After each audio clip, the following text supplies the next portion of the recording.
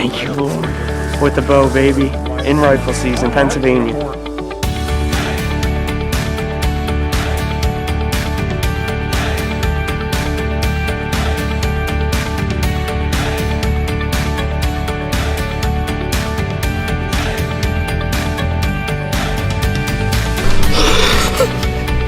I just got my first eye with the bow.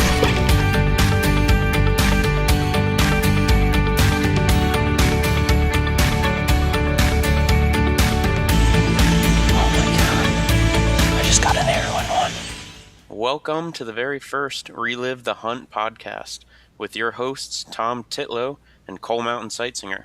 How's it going, Tom? Hey, Cole. Happy birthday. Thank you. Couldn't have picked a better day to start this off. Yeah, it was a definitely a good day to get this started. I've been looking forward to this for a long time and get it underway and talk about our upcoming hunting seasons and, some past experiences and how we relive the hunt. Yeah, definitely those past experiences. I'm excited to share some stories and hunts and get some people on here. We've been planning this for quite a bit, so getting it going is definitely a good thing. Absolutely. I'm looking 100% forward to this. So let's get it started here. Let's get it started. Let's start by telling the audience a little bit about yourself, Tom. Where you're from, what got you into hunting, and what got you to where you are now. Well, I grew up in Philadelphia pretty much my whole life, and my family's been hunting ever since I can remember. And I started developing a passion as a very young kid, watching my dad leave for rifle week every year and wondering why I couldn't go with him. So, and then finally I could go, and it all started right there. I shot my first deer when I was 12 years old with a 7mm, and that's where it all began, man. Just growing up with my family and going hunting with them, and just never stopped loving it since. And did you ever get out in the woods with them before you're shooting your first deer? I have. I mean, obviously you did probably a couple times. I have. But did you ever go out for hunts? I remember a few times going archery hunting with my dad before even archery hunting was even big in my family. Archery hunting was kind of like they put that second to small game season, and I would always ask my dad if I could go with him, but he, I was just a young kid. Going up the mountains was kind of tough to get me up there. I mean, he was part of a club, which I'm a part of now, and they had pretty strict rules, which they still abide by. So it's tough for me to get up there young. But when I did go, and I was allowed to go, it was pretty awesome, and I just loved being out there. I don't remember ever seeing anything, but it was just cool walking around with them and, just making that experience. I always remember it, so it was definitely stuck with me, and I was probably about 10 years old when I first went with them. Yeah, that's definitely important too. Just even though you don't see anything, it's the memories you're making out there. Yep. Which keep us going. So it's not always about seeing deer, but it definitely helps. For sure. So, yeah. How about you, Cole? How'd you get involved with how'd it all start out for you? Where'd you grow up? When'd you start hunting? How'd you get into it? Home was Charlottesville, Pennsylvania, not too far from you actually. Pretty similar situation. My family hunted. My grandfather, my dad, my uncles. We had a cabin up on the mountain, not far from where I grew up. So spending time up at the cabin when I was little, it wasn't really about hunting at that point. It was just being with my family and going to the cabin, going to the mountain. And that's kind of what it still is, but now it's obviously an obsession with hunting whitetails. So the tradition, going out for rifle season, that's, I think, what gets all kids started, at least in Pennsylvania. Definitely. Now it's a little different with crossbows and other stuff that can get the youth involved earlier. But for us, when we grew up, the tradition of rifle season and going out, I would always go to the cabin and wait for all the hunters to come back when I was little, wait for my dad and my brother, and just see what they brought back and share the stories. And that's where it all started. And I shot my first deer when I was 12 with a bow. It was a doe, and my dad actually was behind the camera filming it. So I've kind of been involved in that since the beginning. And before I was 12, I used to take a video camera with my dad, and I would sit on the platform of the tree stand, or when he's archery hunting, and I would film the deer that came in for him. We never got one on film when I was little, but I'd sit there for as long as I could, and I'm sure it probably wasn't as long as my dad wanted to, but that's how I got started. And now both of us are just light years ahead of that, and I'm starting to share that adventure with my son. Yeah, that's And I'm awesome. sure you won't be too far behind with a family in the future. So, I'm sure I won't be. I'm probably sooner than later. yep, yep. So So it's really cool. that's awesome. You started filming um, ever since you started. So you've been filming for a long time. You have a lot of experience under your belt. Yeah, I wouldn't call what we did filming what people know it as now. Now it is like you film to share your hunt with the world. Back then, it was we're just carrying a video camera for home videos, Right. for family videos, so I we could show my uncle or my brother. I remember starting to take a video camera out in the woods probably when I was about 16 years old, and just filming deer that would come through that were too far, in archery season, or filming a deer that I wasn't going to shoot or wasn't legal. Because when I turned 16 years old, that's when Pennsylvania introduced the 3 points on one side, and I had to abide by that rule. So I would just film the spikes and the 4 pointers that came by, and that's how I kind of got into filming. And never. And then I faded, and then I met um, Tyler Kravitz and from Flatline Whitetails, and he amped me right back up into it. Yeah, you definitely have gotten, from what I know, you've gotten into the filming thing real big in the last 2 years, which is Absolutely. awesome to see. And you started recently editing your own stuff too, Yes. and that looks to be going pretty good for you. I'm still learning, and I hope to get decently good at it and take it somewhere, and hopefully it pays off. But as of right now, I'm just messing around, practicing, and making short films. And if I have a story I can put together, I'll put that together. And everything's been working out pretty nicely so far, and very smoothly, and I'm enjoying it. I really like the aspect of being able to go back and review your footage and edit it and put it all into a story. If I have all the right footage, which as well as I do, is getting into the videography end of things and hunting. It's very difficult to capture Yeah, that's everything. for sure. My downfall is the editing side and putting it together. But I imagine the little editing that I've done, it really opens your eyes to what you miss when trying to film and put a story together. I have tons of footage, but putting a whole story together is another task, another challenge.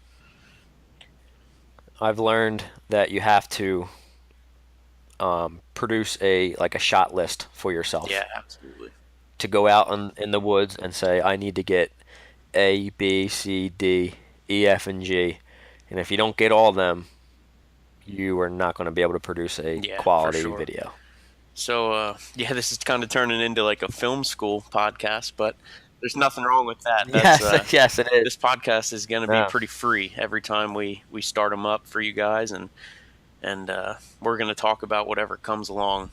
We're definitely going to share a lot of stories. We got a bunch of stories, and it's going to be fun. But if the podcast just goes in one direction, just that's to be expected. We're just gonna run with it. So, filming is a big part of our hunting. So, And don't forget, guys, to maybe chime in and shoot us a message here and there, and let us know if you want us to talk about anything special, anything at all. you know, and we'll cover it as best Yeah, as we yeah. If can, there's or something best we of our touched knowledge. on that you want to hear more about, let us know for sure, and we'll just kind of run with it. And we're going to have some guests on here in the future, so if you have any recommendations for that, keep that in mind. Like I said, this is the first podcast, so we're just trying to get you guys to know us and see where it goes. So, Cole, since um, whitetail season is 92 days away, I think, for Pennsylvania in the early season Who's for keeping certain track? It sounds like certain maybe parts of you are. Pennsylvania. Nobody, Oh, who's nobody. counting? But Who's counting? oh, I don't think anybody is right now, opening but I day think there's this like year could 92 be days a left. special day. Should we share Very what's well going could on be. here? Very well could be. No, maybe we'll wait I for don't know another if one. they're ready for that. We could wait for another one. I'm just gonna say this: Pittsburgh Penguins won the Stanley Cup for the second year in a row, and I'm a big Pittsburgh fan. Tom, on the other hand, is a big Flyers fan, being from Philadelphia. And a little wager went on. Anybody, Yes. I'm a anybody but Pittsburgh fan. So whoever plays Pittsburgh, A little wager went on, I want the and other team to well, the win. Penguins won the cup, so we'll let you know how that turns out for Tom here. You might as well just Opening tell day of them. the season, assuming that we do our homework and have a hunt lined up. One of the hunts this season, Tom is going to be wearing Pittsburgh Penguin apparel, probably a baseball cap, and I'm going to be behind the camera filming it. So I'm looking forward to it. I don't know if Tom is. And I hope that the buck comes out Because that I he named would not Sidney want Crosby anything more than to shoot him. comes out and I shoot him. Uh, that's all And I right. hope he's if he only a is. 5-pointer. It's going to be a good time. I know that. I'll be taking pictures and videos. Uh, it will be fun. Yep. It was a good bet. At least we Had weren't the betting Penguins money. not won the Stanley Cup, I had all odds against me. I was going to be, man, I don't know what your stipulations were. It got pretty elaborate there. There was a lot of Flyers gear, socks and underwear. Yeah, so it was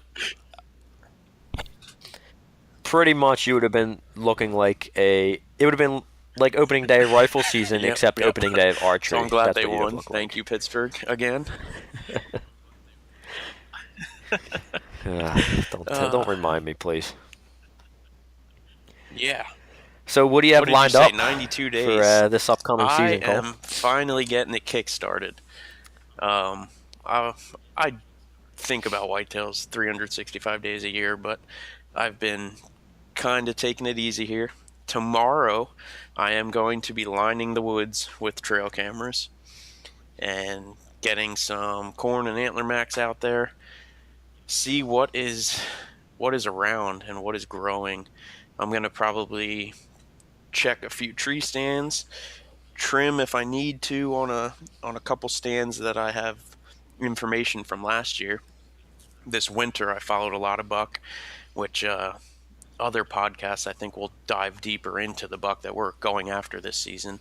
Both of us, we both have a lot of Yes. anticipation coming into the 2017 season, and so tomorrow I'm getting cameras out. I'm excited. Absolutely. I'm gonna do some property management in the morning with my uncle, and then I'm gonna run the cameras. I got batteries and I got a whole stack of SD cards in front of me right now. I'm ready to get out there. I try to knock it out too early because they're just growing now, but come July they're gonna be showing what they are. Yeah, definitely. I'm excited for you because I'm going to be doing the exact same thing this weekend on Sunday. Perfect. And Yes. you just got permission on a property that you hunted last Yes. year, so tell us about that. Yes, That's going to be good. I went to the landowner and just regained permission just to make sure everything was okay from the following year. Just um, I had some stipulations last year where I couldn't do certain things. This year he's kind of giving me free range, so that opens up a lot for me. I can go over there at free will. Last year, summer scouting proved tremendous for me over there. I had right off the bat 3 hit lister bucks that I think anybody would want to shoot, and you Yeah, know for sure they were. And you were yeah. kind of limited last year. You couldn't get in there and hunt every day, right? No, there was only certain times I could hunt, and it was kind of jammed me up a little there. It's the days I wanted to get over there, I couldn't, and the days that you weren't really ideal for deer hunting, they're the days I could get over. But Yeah. just didn't work out the way I would like it to. I was able to lay my eyes on one of the hit listers over there last year that I called Shooter, um, and he never presented me with a shot. He never came in close enough. But Is that buck still hopefully alive this year? that buck is still alive. I followed him pretty much throughout the winter. I had trail camera pictures of him up into February. I was looking for his sheds, and I've never able to locate his sheds. Um, but I know he's still alive, and unless he got hit by a car for some crazy reason, but hopefully not. And I'll be looking for him shortly here as I get my trail cameras out on Sunday with all the minerals and protein that I'm going to be putting out along with the cameras. And I figured while I will be out there, it's a good time for me to set up my tree stands because the property last year was kind of, I called it my burner year, where I went in there a lot scouting, and I tried to be as scent free as possible, but you know how that goes. Um, you always leave scent behind no matter what time you go in there. Yeah, that's for But sure. so it was a burner year, and I used it as a burner year. So this year I pretty much know what these deer are going to be doing. I know what patterns they're going to have. I know where they're going to be moving because of the certain funnels and the lay of the land. So I'm able to set up at least 2 or 3 tree stands in prime locations, and they'd be great kill stands for opening day, even all the way up into the rut. So I figured I'd get in there once this year, set 3 or 4 trail cameras up with my minerals to take inventory, and that way I can be as low pressure as possible throughout the summer. Yeah, Maybe checking my cameras every 1 month or month yeah, and a half yeah. instead of every week or two. Sounds like you did your homework and you're ready to go this year, and you have a buck with history that you know you're going to be going after. Absolutely. I figured Shooter scores last year in the ranges of anywhere from mid 120s to a high 120. Like he was in the 120 range, and I'm hoping this year he blows up into the 130 plus, and that would be absolutely awesome if he's still around. Yeah. How old do Besides you the think other, that deer is? I'm thinking that deer was I was thinking maybe he was a 3-year-old last year. Yep. So he's going to be getting into his prime. The 4.5-year-old deer in Pennsylvania, as anyone should know, is a great deer. So Absolutely, definitely a great deer in PA. You're lucky to even get them to 3.5 for the yeah, most part. that's the truth. My downfall this past season, I did not get a buck in Pennsylvania, and pretty much all of my 3.5-year-old or older deer disappeared.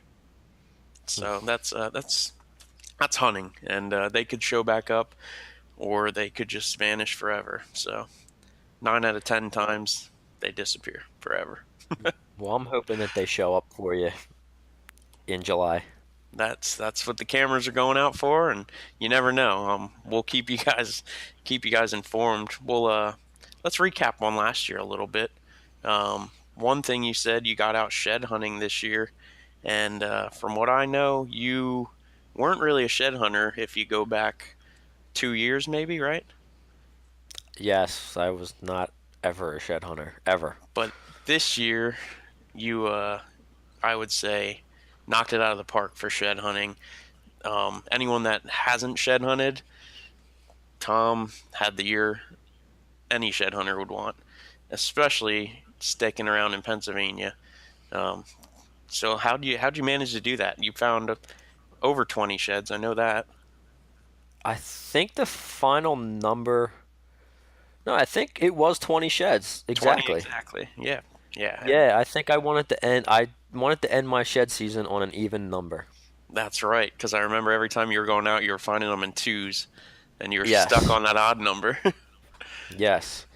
Yeah. Well, the one day I found five that threw me off. Yep. That'll do it. Five sheds Yes. in one day, and before that, I think you only found a handful. So So I started my shed season as soon as I started with flatline whitetails, and that's when I didn't really ever consider shed hunting. I knew about it. I knew the deer dropped their antlers, but I didn't know, didn't really ever think to go look for them. Never kept an eye out or anything. Um, I knew like a couple of my uncles had find or have found them before, but nothing, you know, nothing that just got me interested. yep, yep. And then I know when talking I was to, shed hunting hard, I couldn't get you guys to go out pretty much yeah, I'd make in the fun of you beginning. In the beginning, for it. yep. Yeah, I was making fun of you, like, shed hunting, I was what a just loser. I remember telling people like, man, just wait till you find one. Wait till you find one on a buck you've been hunting. Like it's Yes. just it's well now you know what it's like. You didn't even know it at the time, but you found some sheds off a buck you knew about. Yep, that is true. So, this year, I found 20 sheds, and I found six sheds on one property. It's five or six sheds on one property, and it was just a small little piece of property that I found all these sheds on. So then I checked pieces of property around it and found more sheds, and it was unbelievable. And then one day it just hit me. I'm like, oh my god, I think I got the tall G2 buck shed. Yep. So I went home and I picked the shed up out of my box, and I'm like, this is him. And I went back and reviewed my footage from the previous year, And you actually in passed that November, buck. and I passed him up at 15, 20 yards. And thankfully I did, because my buddies were getting on me for passing him up after I showed them footage and stuff. And they're like, "Oh, I can't believe you didn't shoot that deer." And then I showed them the shed, and they're like, "Oh, he looked a lot bigger in your video." So I think he was only a two-year old deer, just good genetics, and hopefully he's still around, and I'll have a chance at him this year. And I just called him the tall G2 buck. There was no specific name. It was the first time I ever laid eyes on him. I never actually put trail cameras up on that one property that I'm allowed to hunt, Yep. Yep. because there's just too many instances where people will steal them and stuff like that. So it's not worth it for me to put a trail camera on that property. It's safe to say I think that you're officially a shed hunter and you're gonna go out no matter what. Yes, I actually think about it from time to time now, which is blows my mind. Yeah, so if there's any shed hunters out there that are struggling to find an antler, I know Tom went hard 2 years ago and might have found his first two sheds ever, and I one found two one sheds was in kind of yeah. mutilated. It So was actually, when I found it, it was underground. yeah. I think I had my X-ray vision on that day, and I actually couldn't believe it when I dug it up. if Literally if you dug it struggle to up. find sheds, your breakthrough year might be coming. Just ask Tom. Absolutely. Then it will come, and you know what? You kind of develop an eye for it after you find one, and then you find two, and then you're like, oh my God, there's three, and then one day you find three in one day, and you're like, wow, and then you're like, I'm getting good at this, and then your confidence starts boosting, and then I think every time I went out shed hunting this past season, I found at least one shed. Yeah, yeah, I remember that. It was every time you stepped in the woods, pretty much. Yep. That's awesome. And I mean, I was finding spikes to. I never found anything big, but not big, but just I developed an eye, and that's what it takes sometimes. Just getting out there, just keeping your eyes peeled on the ground, and just looking for them white little shiny spots in the ground, and then Yep. one of them's going to be a shed one day. Yep. I have off and on days. It's weird. I haven't pinpointed why, but I think a lot of it's the weather, overcast or sunny days. There's times where I just hit it good and I'm finding 5 or 6 sheds a day, and then there's other days where I feel like I'll walk all day. I mean, I even went out of state on a shed trip, and I think I found one shed in 2 days, like walking hard, good ground, and just no, not my day, not my luck. So you just I got to put on the definitely, miles. I definitely came to realize that I do not like sunny days for shed hunting. I had one of my best days this year on a sunny day, which was weird, but I agree You're with you. I had my best day on a cloudy, rainy day, but I went out on a real sunny day and I found I think 5 sheds, and the You'll still guy that find was the with sheds me in the didn't sun. find any. You'll still find the sheds in the sun, but it's definitely difficult. I found that on the sunny days this past season, that with the last hour of the day, that's when I would That's be when it like, gets all right, good. Yep. that's when I was like, it's go time now, and then I find them. So that's when my sunny day sheds are the last hour of the day. Yeah. Yep. So yeah, that's shed hunting. It's summertime now. It's velvet bucks and trail Velvet Fest, cameras. baby. Velvet Fest. That's it. That's right. Exodus I'm trail so cameras. excited. Did I just plug them? Oh, I think I did. did you what? Did I just plug Exodus? Because that's theirs, right? Velvet Fest. That's their thing. Yeah, they did. Yes, Yeah. So Exodus trail they cameras. we Not just not reclaimed bad. it though. No, we're reclaiming it. Velvet Fest 2017. Relive the hunt style. Uh, no, I'm super excited for Velvet Bucks. It's man, that fires you right back up after they lose their antlers. Shed hunting's over. Go through turkey season, and then it's like boom, Velvet Buck.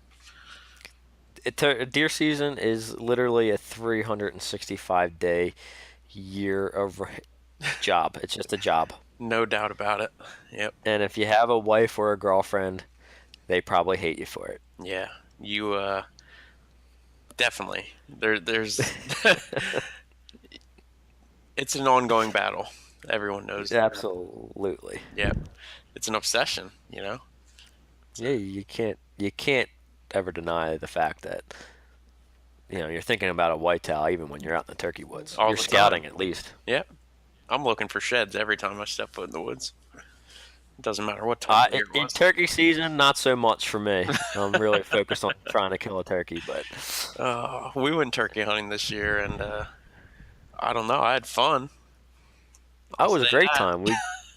I called in 7 jakes for you guys, and And we couldn't do anything with them.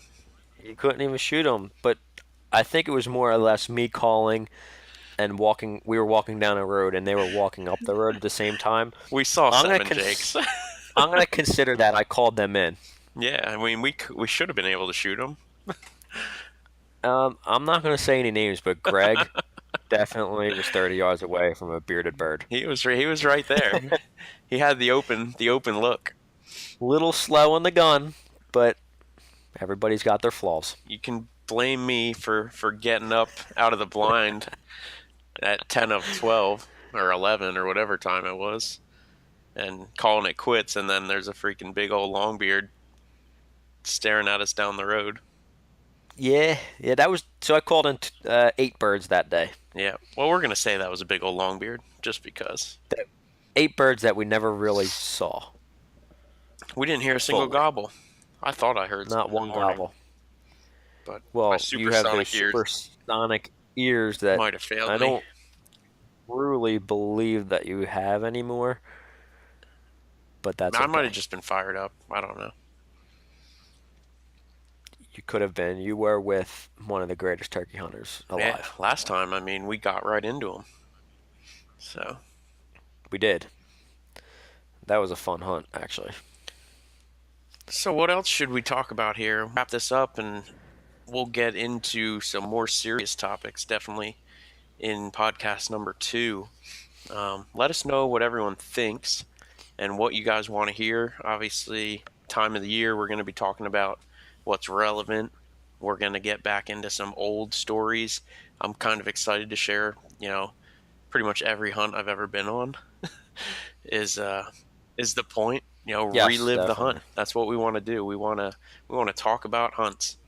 Good, the bad, the ugly, the beautiful, whatever it is. I have a lot of bad stories, Yes, that's for sure. I have gone through that, no doubt. Last year was a very Last year emotional year was for me last for year was an that. up and down one for you, but mostly success in the end. We'll get into that story. Yes, it was a very emotional season for me last year. Maybe that's something we could That'll talk be a about full podcast in on our its own. next. Absolutely. My whole season last year is a full podcast, maybe even two of Yeah, them. That's how much yeah. it You was had, I mean, crazy.